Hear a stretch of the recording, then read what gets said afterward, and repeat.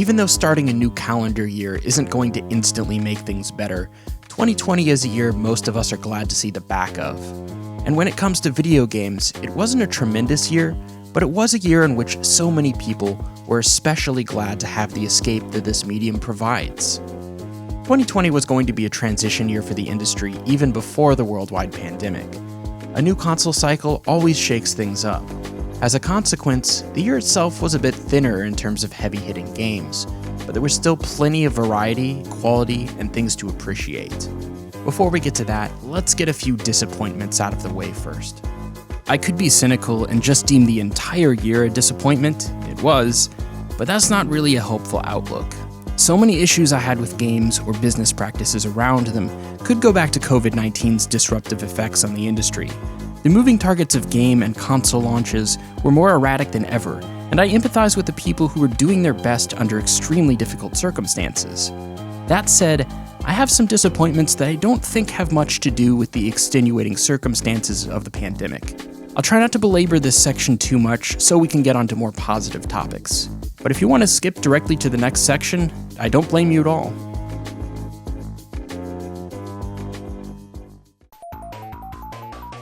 There was a lot of tribalism in video game culture when I was growing up.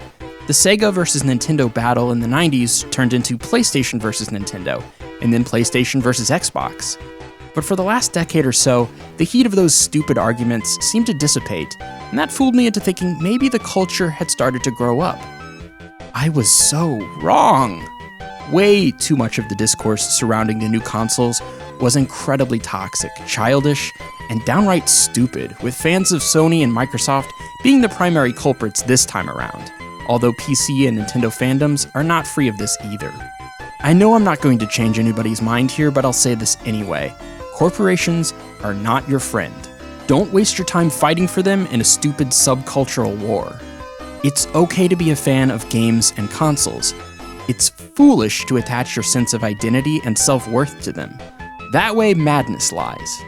In truth, the best thing for video games is that nobody wins the console wars. It's much better when there are many healthy players in the industry, and to that end, I generally root for everybody. I want them to have success, to make good games, to try new things, and most of all, to make consumer and employee-friendly decisions. Super Mario 3D All-Stars has two major problems: the name and the price. The name suggests this is a package in the spirit of Super Mario All-Stars, a collection of NES Mario games remastered for the Super Nintendo. It isn't. The price suggests that there's been some significant work done on these games. Maybe that is the case, but it definitely doesn't show, because far from being a remaster, this is a collection of 3 emulated games, with minimal updates to resolution and control options. The bundle of 3 very old games retails for $60 US, and to add insult to that, it's only available for a limited time, even digitally, so as to create urgency to buy this overpriced, underproduced package. Well, I didn't buy it, and I won't. Super Mario 3D All-Stars is an insult to Mario. It's an insult to Nintendo history, and most of all, it's an insult to fans. If this collection were closer to $30, or included with Nintendo's online subscription, I would be singing a different tune. While I was hoping for full remakes like the rumors suggested, just having these classic games on Switch is pretty cool. Unfortunately, this is part of a larger trend for Nintendo. They're able to regularly get away with what other companies would be lambasted for, selling their old games over and over, sometimes without any real alteration, for full price. When the Switch's library was thinner, and the whole concept of the Switch was new, this practice was more understandable and easier to swallow. But the Switch is a massive success now, and Nintendo has an obscene amount of money in the bank. They're doing extremely well from a business standpoint, and in that context, moves like this can only be interpreted as nakedly greedy. Activision is often considered one of the greedier companies in the industry, but just look at the way they've treated some of their old games recently. Spyro the Dragon and Crash Bandicoot both got remaster collections. Those games were remade from the ground up in modern engines with updated visuals, controls, and cameras. And just this year, the first 2 Tony Hawk games got a terrific remaster as well. And none of these collections were priced at $60, despite all the work that clearly went into drastically updating the games. Nintendo can get away with this because they're a beloved company with a beloved library of games. But that's what annoys me so much. Nintendo is sitting on some of the most important and cherished games of all time. And while other companies have given lavish restoration treatments to their old classics, Nintendo puts out a low-effort collection of ROMs, charges an exorbitant price, and calls it a day. And that's pathetic. Do better, Nintendo. In many ways, The Last of Us Part 2 not only lived up to the high standard of its predecessor, it surpassed it. Unfortunately, in the ways that matter most to me, the game is a mixed bag, and it's one that I'm not excited to return to anytime soon. In my full video on the topic, I delve into the particulars of the game's story and structure, but without getting into the weeds too much, The Last of Us Part 2 is an experience that left me emotionally detached rather than invested. It isn't deserving of the extreme criticism it's received, but I also don't understand the effusive praise. The individual elements of the game are extremely well made, but as a whole, the game is too long, unevenly paced, and terribly unpleasant. I don't think it justifies the amount of sheer misery it puts players and characters through. The game has something to say, but it's a lot less profound than it thinks. Naughty Dog makes games with incredible environments and lifelike characters. They've outdone themselves with this game, but unfortunately, it's in service to a story that misses the mark emotionally. More than the gameplay, more than the visual fidelity, more than the acting, the relatable humanity is what gave the first game a beating heart. And make no mistake, there are many moments of relatable humanity in this game, but they are shouted down by the moments of misery and violence and nihilism. I don't think this game meaningfully advances The Last of Us or video games as a storytelling medium, and the fact that it's garnered so many accolades is bad for the industry. Like Red Dead Redemption 2 in 2018, the praise for this game sends the signal that massive budgets, employee crunch, and bloated runtimes are perfectly acceptable, even necessary, in pursuit of excellence, and I just don't think that's true. Like a lot of us, I had some extra downtime this year, and I used some of that to catch up on games from the last couple years, games I wanted to play at the time, but didn't for various reasons. I picked up Fallout 76 the year after its release for a pittance, partly out of curiosity, partly out of love for the franchise, and partly because I knew the game could only get better. And that's mostly been true. I've gotten some enjoyment out of this game. It's not completely terrible, but it's also pretty far from great. 2020 saw the release of the long-awaited Wastelanders update, which brought NPCs and more traditional Fallout-style quests into a game that badly needed those things. And the Steel Dawn update at the end of the year added the Brotherhood of Steel faction. Unfortunately, none of the additions have really fixed my central issues with the game. There's no getting away from the fact that it's an online live service game. It's not designed to give you a satisfying experience at your pace. It's designed to keep you playing for as long as possible, and paradoxically, that's ensured that I don't stick with this game. Your time is far, far less rewarded in Fallout 76 than other games of this type. The combat is pretty awful. Not only does it feel bad, it's also terribly grindy. Even after spending significant time with the game, most of the enemies are bullet sponges, which is bad news for my ever-dwindling supply of ammo and resources for constant weapon repairs. You spend a lot of time in menus that seem designed to be as inefficient as possible. I constantly make the wrong selections because the UI is so bad and confusing. My inventory is always full and my storage is maxed out. That feels terrible. Like, I'm at a bottleneck for advancing in any direction. I can barely fight effectively because I'm too weak and too low on ammo. I can't build better stuff because I'm constantly low on inventory space. And I don't really want to do the vast majority of the game's quests, which, despite being helped by the presence of NPCs, are still really unengaging compared to older Fallout titles. Because this is an online game, your actions can only impact the world minimally. The game is a chore far too often. Right now, I'm not going to slog through more of this game to get to the good stuff that's probably in there somewhere. Bethesda has announced a future update that will increase the storage, and honestly, that might just be enough to get me back in the door to give this game one more shot. I just hope the next Bethesda game is a serious improvement on their core design, because I have loved this type of game so much in the past, and I really want to again.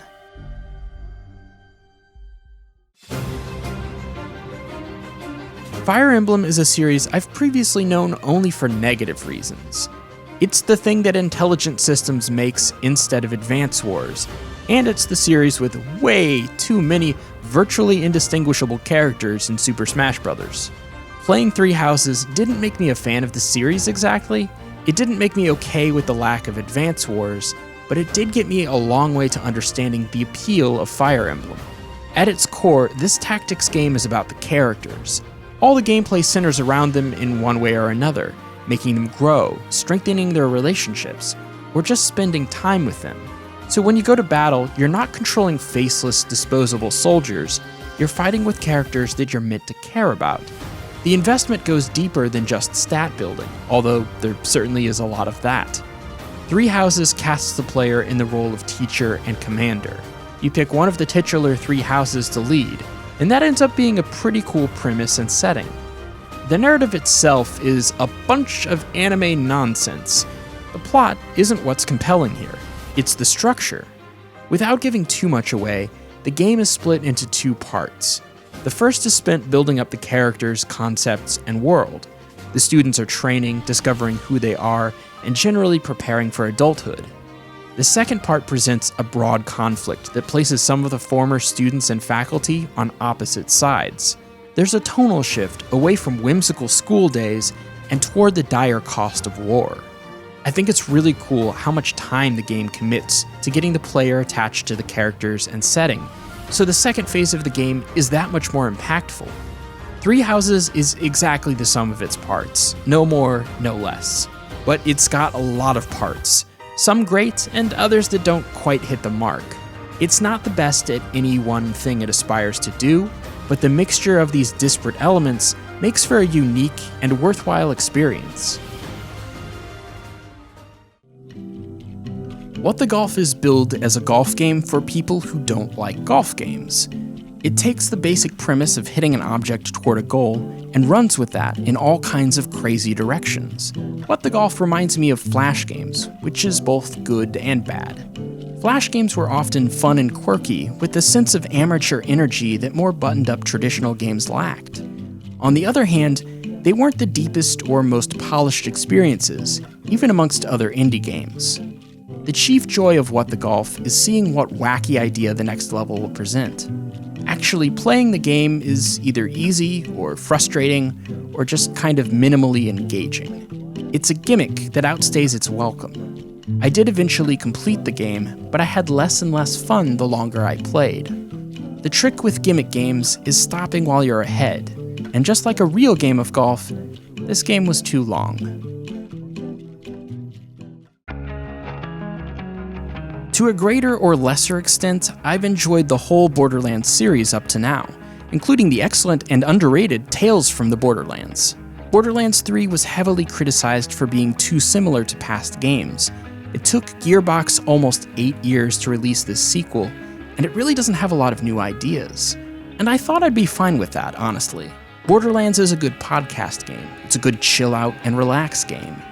But as it turns out, I just don't need that in my life right now with so many other options of games to play, let alone other ways to spend my time. I think it would still be a good turn off your brain and shoot things game, apart from the flood of loot it's constantly shoveling you. That means spending a bunch of time in menus, looking at stats, and marking things as trash or favorites. And that's not a fun activity every 10 minutes.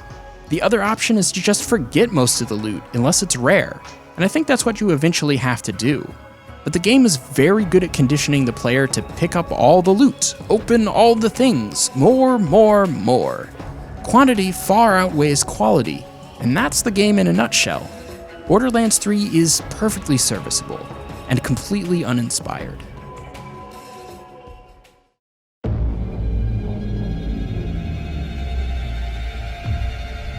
Carrion puts you in control of an amorphous monster, killing and absorbing biological material that makes you even stronger and more capable. Carrion's best aspect is simply moving around as this thing. They absolutely nailed the animation of the tentacles and the squash and stretch of its body mass as you move through tight spaces and cavernous rooms. Combat feels uniquely chaotic. Rather than fixed attacks, you kill primarily by thrashing your victims around with your tentacles. Carrion suffers by lacking a world map and explicit direction on where to go next. I kind of understand why those things are absent. You're meant to be an inhuman monster, so having a map accessible at the press of a button wouldn't fit that aesthetic. Still, I can imagine ways to mitigate this issue by putting navigational help in the environment itself. Every Metroidvania game I've ever played has some kind of map system. I spent far too much of my time with this game wandering around confusingly linked areas in search of my next objective. Once I got to that next objective, the game was fun again. But in between, I thought about giving up. Carrion has a solid core. Its unique premise and feel is worth iterating on. I could see this having an amazing sequel if it ironed out some of the annoyances and expanded on its ideas. My first impression of Star Wars Squadrons was profound disappointment. That's because there are some barriers to entry here. This game isn't for everyone, certainly not everyone who likes Star Wars.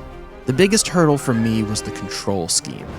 Like the recent Battlefront games, flight controls are separated between two thumbsticks. One controls pitch and yaw, the other controls rolling and throttle. As someone who grew up playing flight games that controlled much differently, I absolutely hate how this feels. My brain rejects it. In desperation, I pulled out my old flight stick, and with one hand on the keyboard and the other on the joystick, I found a control scheme that allowed me to engage with the game. Squadrons is closer to the pseudo-simulation of the old TIE Fighter and X-Wing games, rather than the arcade feel of the Rogue Squadron series. It's committed to the first-person cockpit-only view, and I really respect that. In addition to flying and shooting, you're managing power to your ship's subsystems, engines, weapons, and shields. This adds depth, skill, and strategy to the gameplay, and also gives you something else to engage with. Flight combat sims, as much as I love them conceptually, often have too much downtime. Giving the pilot access to these subsystems places more control in your hands. If you have a large distance to cover to your next objective, just set max power to engines and boost your way over there in no time. In general, the mission design of Squadrons does a good job of avoiding that downtime to begin with. There's very little in the missions that seem like filler or padding. It's almost entirely quality Star Wars space combat, presented with shiny modern visuals that are especially stunning in 4K HDR. I hear it's an incredible VR experience too. I'm sure that's true. Maybe one day I'll see it for myself. I got this game knowing that I probably wouldn't get much out of the multiplayer, and that's proved true. The story mode of Squadrons does about as good a job preparing you for the multiplayer as the campaigns in Call of Duty. Multiplayer is just a fundamentally different experience in mission structure and combat flow, and that's not a bad thing in my book. I'm glad the campaign is its own thing instead of just a multiplayer tutorial. Star Wars Squadrons is not for everybody, and that's a great thing. It commits to being what it is at the expense of mainstream appeal, and I applaud that, especially from Star Wars and EA, a franchise and a company that have been far too risk-averse in the past.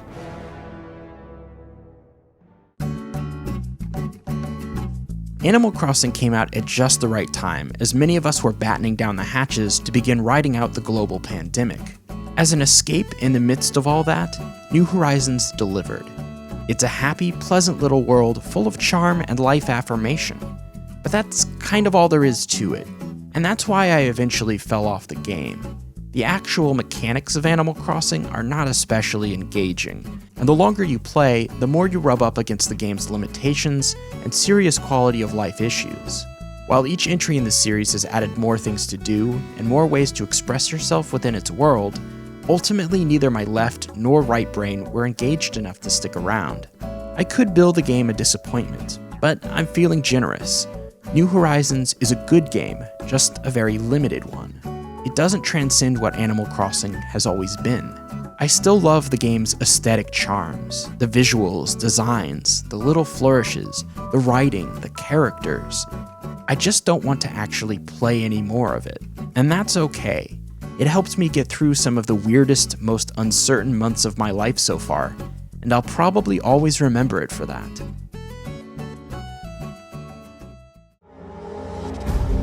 Last year's Resident Evil 2 remake was among my top games, but this year's follow-up didn't get such a warm reception.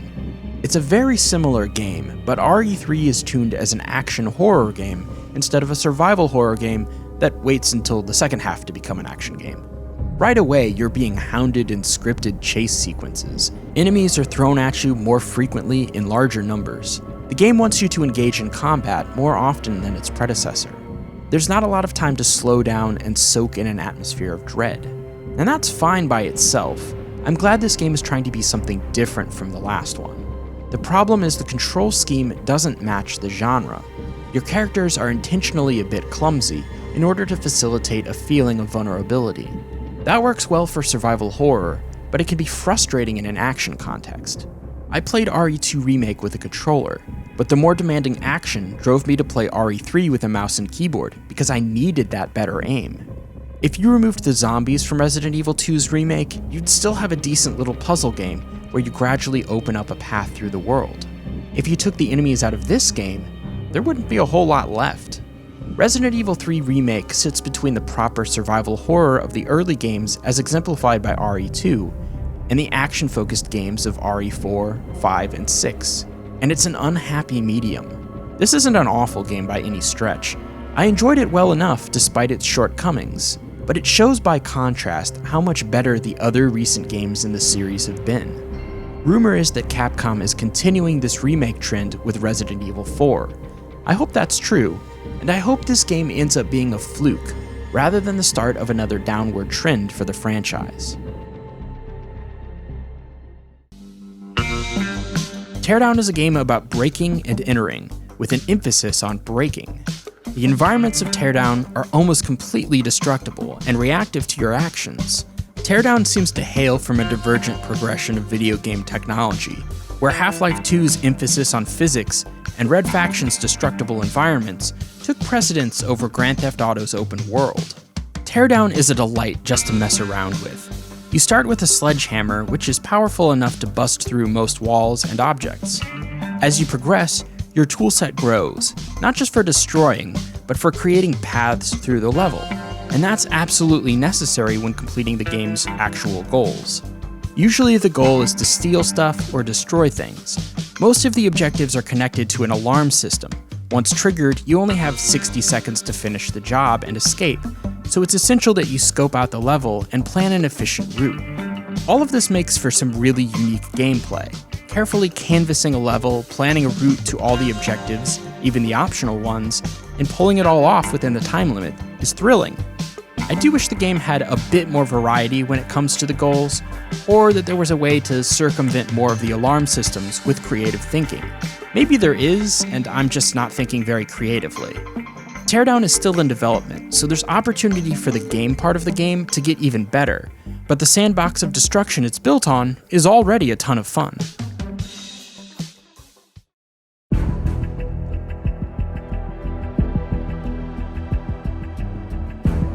XCOM Chimera Squad is the latest entry in the tactical strategy series. Not a full-fledged sequel to XCOM 2, more of an offshoot, a side project that's free to take more liberties and experiment with the formula. Chimera Squad isn't quite as lengthy or involved as past games in the franchise, and I think that makes it a decent jumping-on point for newcomers. For returning players, Chimera Squad mixes up the standard rule set enough to offer a distinctly different experience than other turn-based tactical games, inside and outside the XCOM series. Not everyone will like the interleaved turn system, which mixes friendly and enemy unit turns, or the smaller scale battles with discrete encounters. Veterans looking for the ultimate challenge will probably be disappointed. This isn't XCOM 3, it's an experiment with the standard formula, but for me, it was a successful one. I welcome the shorter, more focused game over a longer, more bloated one that takes more work to sift through. Check out my full review for more details on the changes and systems of XCOM Chimera Squad.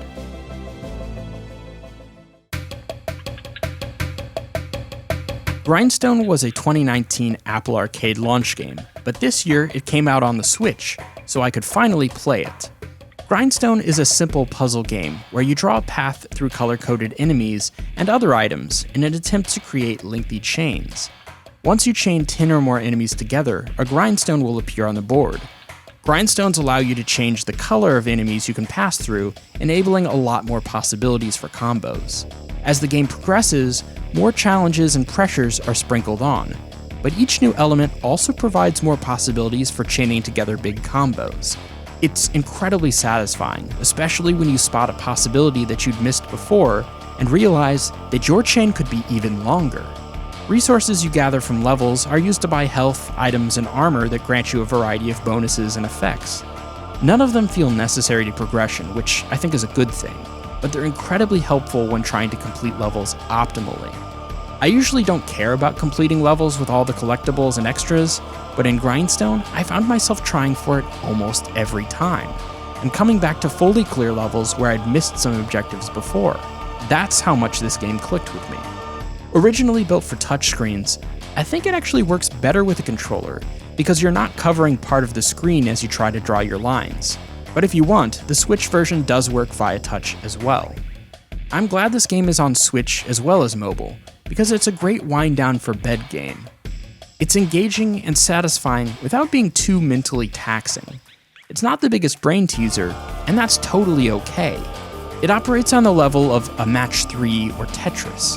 There have been nights when I've fallen asleep to my brain continuing to draw lines. Grindstone represents the best of casual mobile games, but free from the awful monetization schemes so prevalent on those platforms. It reminds me of classic PopCap, back when they were putting out the original versions of Bejeweled, Peggle, and Plants vs. Zombies, and that is a very favorable comparison. Hades is yet another roguelike that received a whole lot of attention and Game of the Year buzz. I ignored it initially because I am still sick of roguelikes, and although critically beloved, I've never clicked with any of Supergiant Games' previous work. When I finally decided to give Hades a shot, I found myself instantly hooked. I'm stunned by how much I enjoyed this game, and it's got me thinking that I may have been wrong about roguelikes and run-based games. Maybe they do have a lot more potential than I thought. Hades excels at the fundamentals of movement, combat, and enemy design, which are absolute essentials in any game of this type. But Hades' real strength is how it injects story and character into a genre that's usually minimalistic with those elements. The roguelike cycle of death and rebirth is right at home in the Greek underworld. Each time you're sent back to the House of Hades after a failed escape attempt is an opportunity to further the story by chatting with the characters. The writing is really strong. There's a wonderful sense of personality in each interaction. Tonally, it walks a neat tightrope between modern and pseudo-archaic, glib and serious. It's a funny, charming game without relying on that quippy, flippant dialogue that's the hallmark of so much modern writing. It never feels like it's trying too hard. It's effortless, and that's a great thing. Hades might have been even higher on my list, but I did eventually hit that roguelike wall, where my progress slowed to a crawl as the difficulty curve hit the massive spike that is the final boss. I enjoy games where I can feel myself making progress, and for a long time, Hades felt that way. But it's still fundamentally a run-based game. You're meant to play it over and over until you get a run with the right mixture of skill and luck. Waiting for that to happen, repeating largely the same content over and over, is only mitigated so much by the game's stellar presentation. Despite my exhaustion with roguelikes, I can fully acknowledge that Hades is a tremendous game, one of the very best of the genre.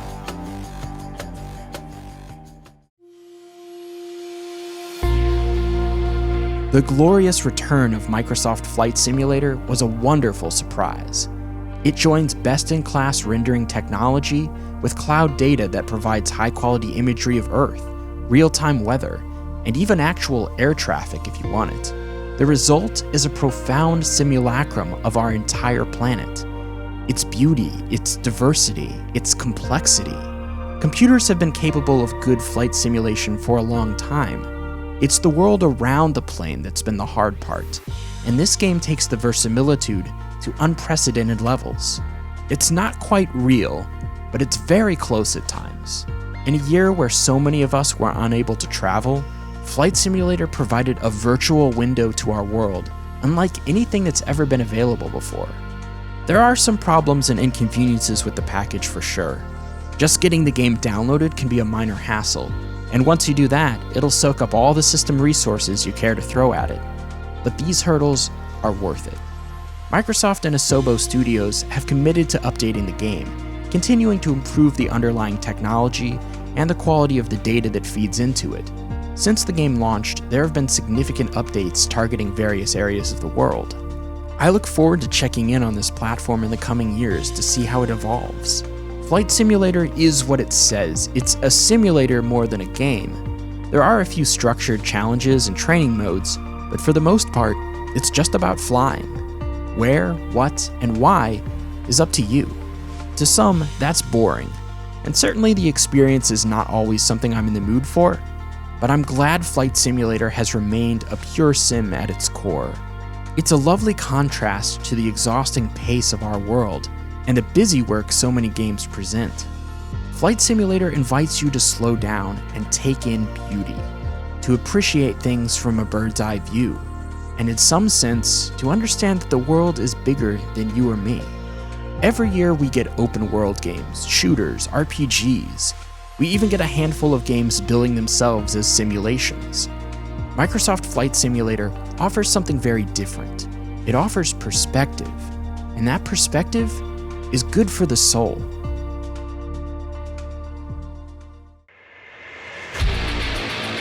Doom Eternal has turned out to be a separator of people, with some players embracing the challenge and complexity, and others rejecting it. The truth is, I've been in both of those camps. The first time I played through the game, I came away wondering if it was too much Doom. But by the end of my second playthrough, I'd gained a new appreciation for the entire experience. It's not a perfect game, but I think where it matters most, it's a much better game than Doom 2016. Eternal turns up the volume on everything the previous game was doing. The push-forward combat is enhanced by a variety of new mechanics. The Blood Punch, a powerful melee attack that drops health, a flamethrower that causes inflamed enemies to drop armor, a dash move that helps you stay nimble, and a grappling hook attachment for the super shotgun. Flinging yourself toward a demon so you can shotgun them in the face never gets old. Doom 2016 was more or less a rehash of the original Doom, just like Doom 3 had been. What made that game special was how it presented a brand new vision of what Doom could be in the modern era. A shooter inspired by Doom's past, but one that wasn't stuck there. Doom Eternal pushes off that foundation as hard as it can, launching full steam ahead into the new ideas introduced but not fully explored by the previous game. id Software could have gotten away with a much simpler game. Previous Doom sequels were basically glorified level packs. That's all they really needed to do in order to follow up the success of Doom 2016. But Doom Eternal is not a level pack. It is not a low-effort sequel. It's a game from a team that's clearly confident, maybe a bit overconfident at times, in what they're making. And that swaggering confidence is infectious. You can feel it in the level design, in the music, in the mechanics. And after you submit to the lessons the game has to teach you, you come away with a little of that swagger yourself. Although it doubles down on the lore and massively expands the cosmology of its universe, Doom Eternal doesn't really take itself all that seriously in the end. It is a good, old-fashioned video game. It knows that. It knows you know that. And in my book, it's the finest game of 2020.